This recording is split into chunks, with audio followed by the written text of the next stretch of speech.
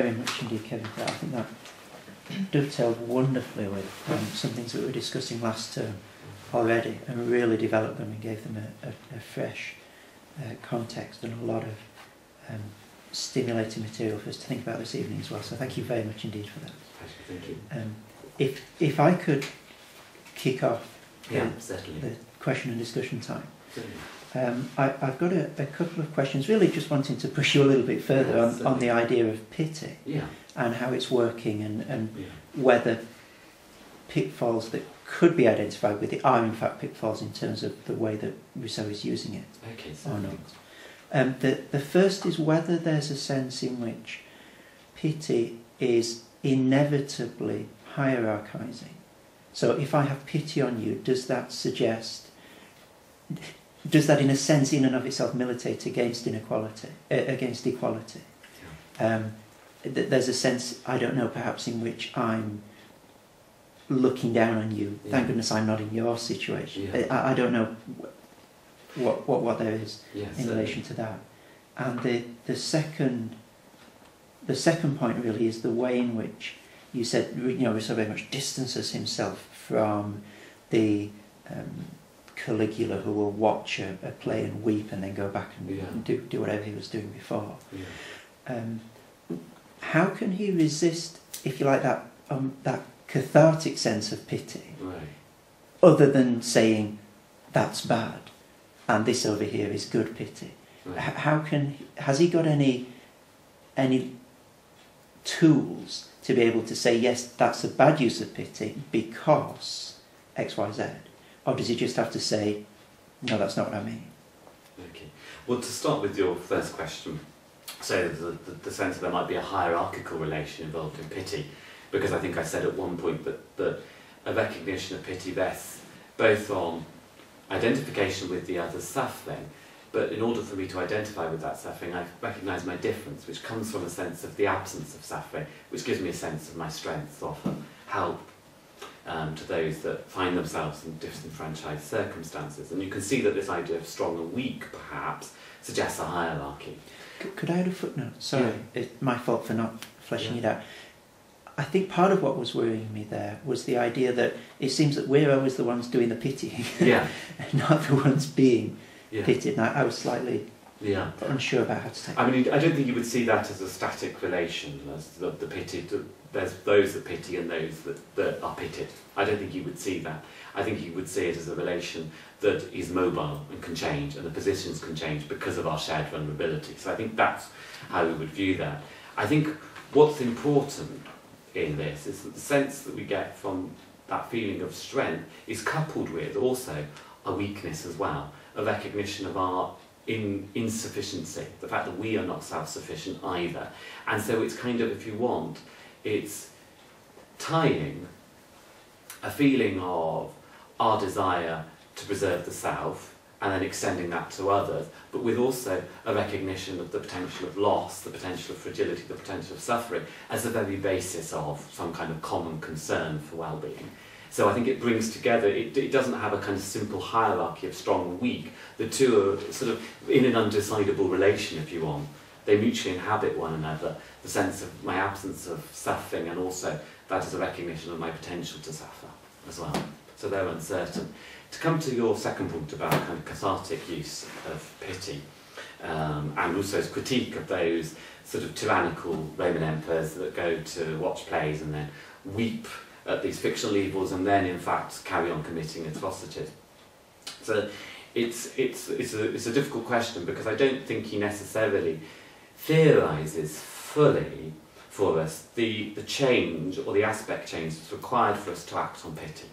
He talks a way in which that there is this underlying recognition of equality that's involved in a denial of the other's suffering, but he doesn't necessarily tell us what's the kind of process we have to go through to think about changing our response to that situation. He doesn't theorise that moment enough when I've got to suddenly take account of my pity, not just as a kind of representation of my humanity, but actually as representing my humanity as incomplete and requiring an act to actually affirm it through solidarity with others. And I do agree that's under-theorised in his thinking. How you make that translation from, as I said, that imaginary identification to the realm of, in fact, political action and struggle.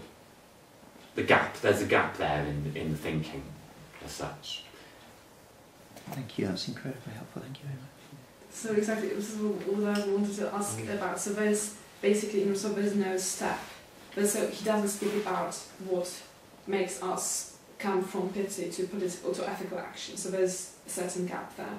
Because what seems to me like from what you said is that it's true that if we feel pity, we have this potential to suffer and freedom from suffering at once, and it makes us somehow, it seems for me that it's basically, it's not about others at all, it's all about us and making us feel better, and also just making sure that we do care for others. So it's very much, for me paradoxically, in pity there's nothing, it's nothing to do with the other, it's only about me and my, making sure that I am a good person, feel well somehow. Yeah, it's a very interesting point that you're raising, because there is obviously, I've said, that there's this feeling of being outside yourself. Yes. And this disruption of the self, and what you're saying is that you feel it always comes back to the self, and it never actually, there's never really a proper engagement with the other. Is that what you're saying, that there's a kind of, all it is about making me feel good and recognise my own well-being? In a sense, kind of making sure that I do care about others, because I have somehow a doubt that I truly do make this connection with the other, in a sense, paradoxically. I don't know if you know what I mean. This is very a certain paradoxical movement about pity. Yeah, I mean, he's definitely recognising the paradoxes that are involved in pity. The pity in itself doesn't necessarily produce political action. It doesn't necessarily produce an ethical concern for the other. In fact, it can have the reverse effect of making us just recognise, as I said, the other as confirmation of our privilege. Where he's actually trying to think through the way in which pity could have a critical force is in this very moment whereby I realise that, in fact, what makes me want to worry about, have concern for my own well-being is this potential to suffer. That's what makes me want to have concern for my own well-being. And because that's something I share with others, he said that would translate into a recognition of this concern for well-being, translated into a common concern. It should take me, in fact, beyond myself and recognise the other. So it shouldn't just be that it comes back to me and affirms me in my desire for well-being, but it should also recognise that that's a common concern that I share with others, and therefore I need to work towards, in fact, improving their situation, because working towards improving their situation also improve my own social condition. Because the social contract is all about trying to preserve freedom and equality, or in fact extend freedom and equality. And it's based on this idea of a reciprocal relation.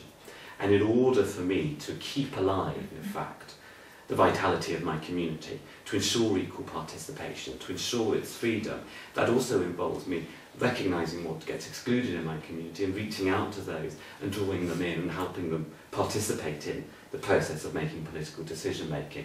Because otherwise, he's saying the general will is not that general if it's excluding people.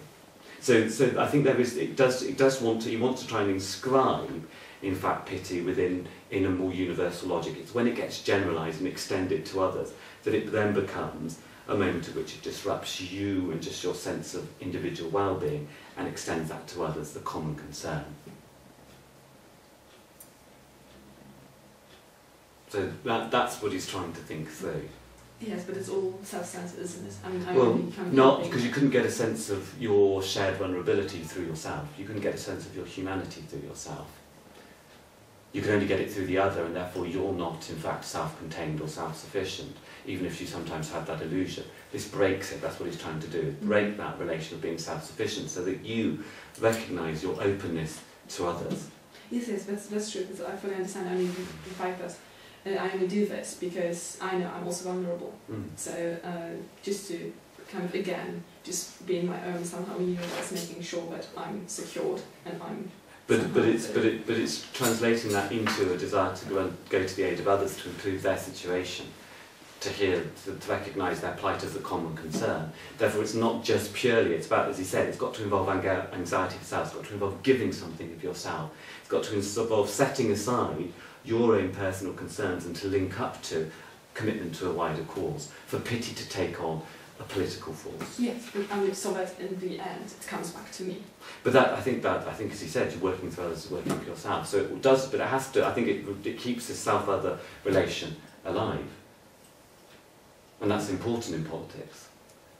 Participation. I've got to understand why I need to participate in something, and the way I understand how I participate in something is what is it? Why is it valid for me to engage in political action? Why is it important that I engage in political action? If it seems something completely alien to you, it will feel like it was imposed upon you, and it wouldn't be a willing act, if you want.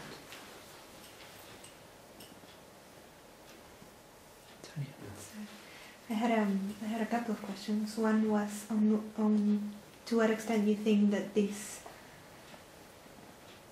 argument depends, or that this passage that is under theorized might be perhaps in a theory of education or dependent on the theory of education. Certainly, I mean it's a good question that you've raised, because really what we say when he talks about pity operating in this sense of confirming natural hierarchies, he's very much talking about a situation of competitive self-interest, where I think it's in my interest to exclude and deny you, because it gives me a sense of mastery, it gives me a sense of being fulfilled through doing that. And so this sort of spontaneous reaction of identification is something that's socially shaped. It's not really spontaneous. We're socialised to think about ways in which we relate to our reactions and responses. And his theory of education is for me, is very much about trying to not get me to identify with the position of mastery or the position of completeness that his society might project outwards, but to get him to see and look beyond and think about the ways in which what remains invisible within society, what remains unheard within this society, what the difference between the discourse of the society and his experience of that society, because it's in the gap between those two spaces, if you want, the way your society functions and how you're told your society should be, that political struggle can begin to occur. You've got to recognise the distance between the two for you to feel motivated to start, in fact, contesting the order. So even when you recognise that your order rests perhaps on false universality or false equality, it's then raising the question for you of what universality is and what equality is too. Mm-hmm. Yeah, no, that's very helpful. And the other part of my question was, actually, it's a bit, it's not something from what you've said. I think that the key thing that is this movement from particularity to universality that you talked, because I was trying to compare it to Kantian ethics, and since Rousseau was so influential for him, and it seems at first sight that you're talking about an affect, you're talking about something purely pathological. How can you base an ethics on that? But actually it's not purely that, as you said. And that's why it's so difficult, because it is about the way in which we think through what those reactions demand of us. It's translating it into the realm of ideas and language, which is a representation and never a reference back to that. And that's why it's so socially shaped